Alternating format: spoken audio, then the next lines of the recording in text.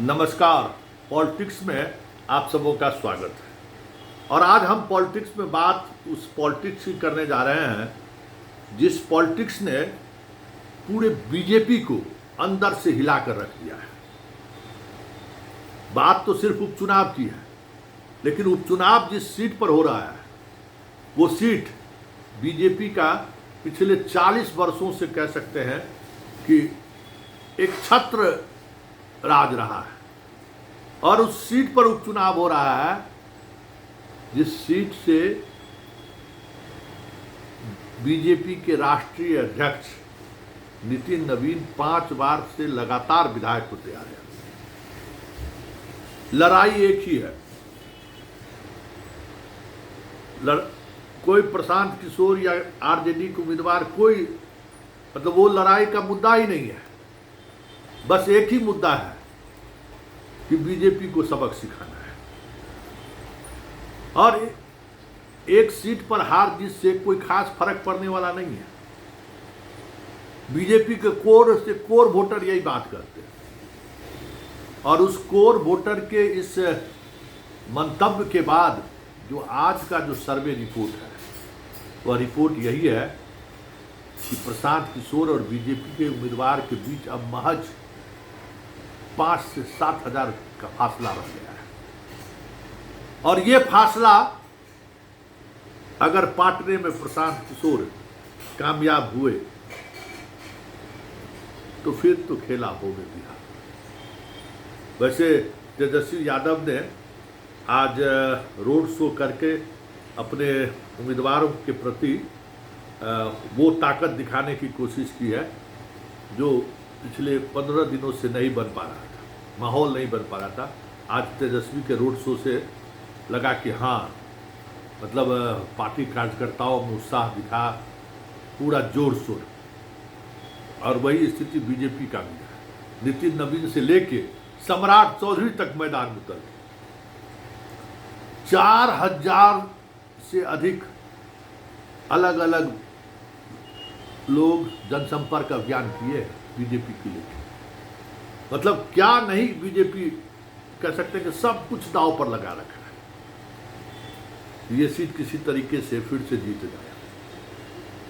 लड़ाई नजदीकी है, इसलिए थोड़ी परेशानी बीजेपी की बढ़ी हुई है।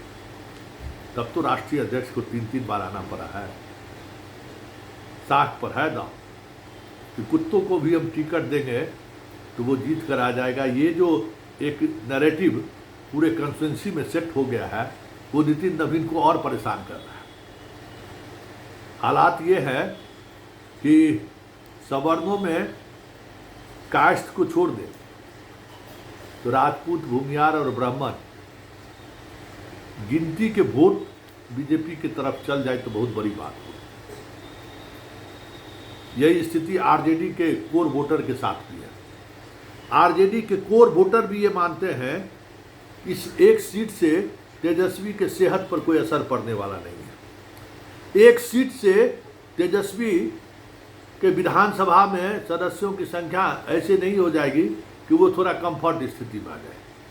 लेकिन एक सीट अगर बीजेपी हार जाती है बाकी को, तो फिर इस देश की पॉलिटिक्स बदल जाएगी। वो भी तब जब ककरोज आंदोलन के दबाव में पहली बार मोदी को अपना मंत्री को हटाना पड़ा है। उसका एक मनोवैज्ञानिक बढ़त प्रशांत किशोर को दिख रहा है और उसका मनोवैज्ञानिक प्रभाव बीजेपी के कार्यकर्ताओं पर दिख रहा है। पूरी कोशिश हो रही है। तो आज किस तरीके का नज़ारा रहा है जरा उसकी वानगी देख लीजिए।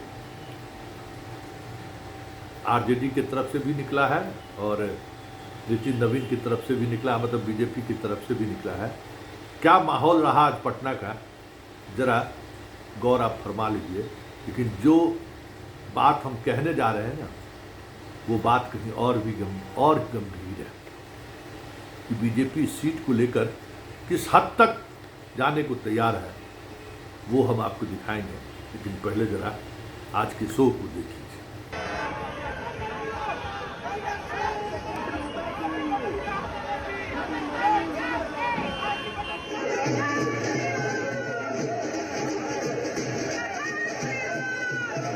है सीबीआई अभी तक चुप बैठा हुआ है, कोई जांच नहीं हो रहा।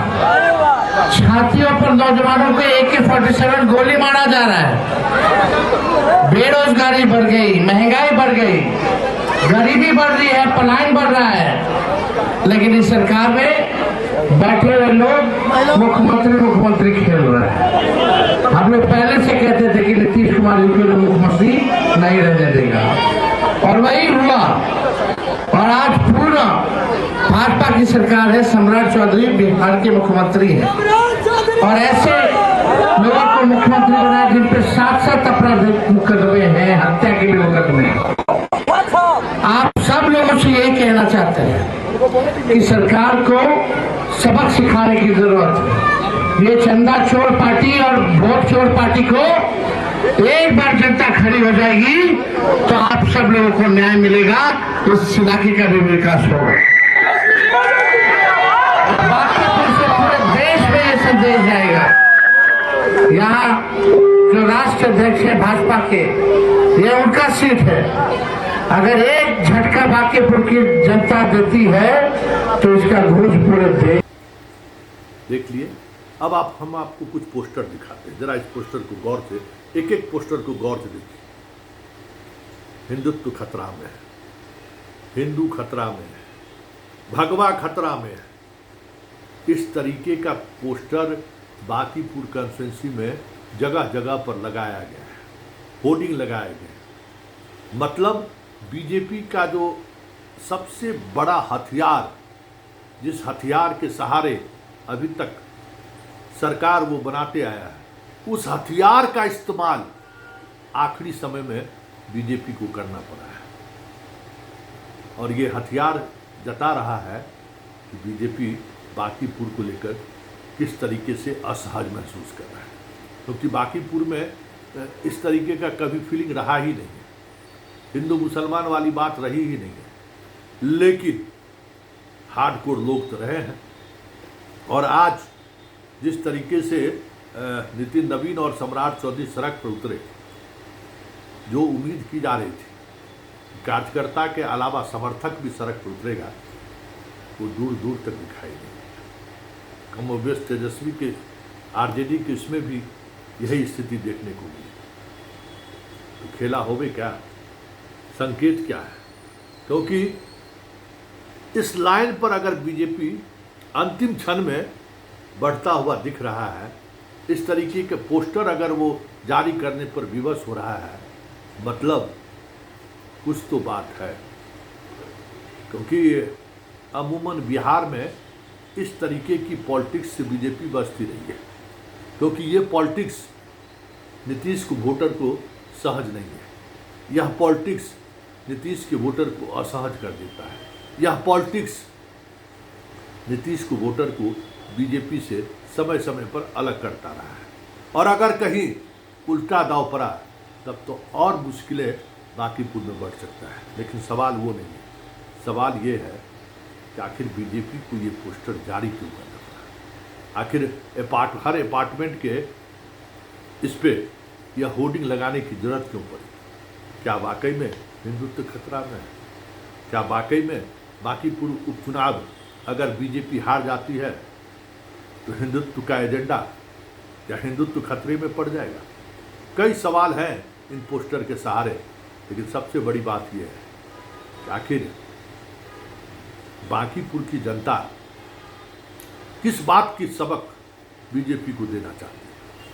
आखिर मोदी और शाह से ऐसी क्या नाराजगी है जो बांकीपुर के सहारे संदेश देना चाहती है? वो नाराजगी बीजेपी को आने वाले समय में देश की पॉलिटिक्स में और बिहार की पॉलिटिक्स में भी गले की फांस बनते हुए दिख जाए तो कोई बड़ी बात नहीं।